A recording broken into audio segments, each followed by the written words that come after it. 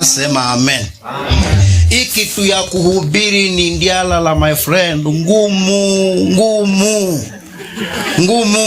I tell you the truth. Leo nilamka saa 9 usingizi kakalas. Sababu leo kuna siku natokelezea si watu Nairobi. Watu wa Nairobi sema oh yeah.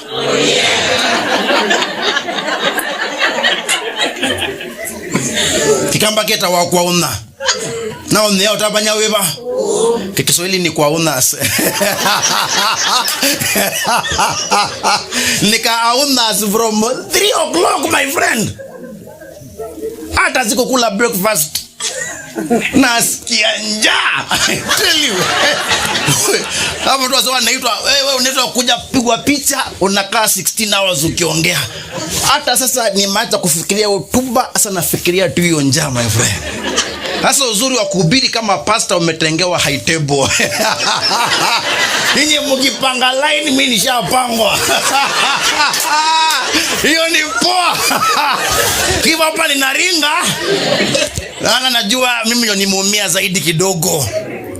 Are we together? Yes. Praise the Lord. Amen. I'm so happy.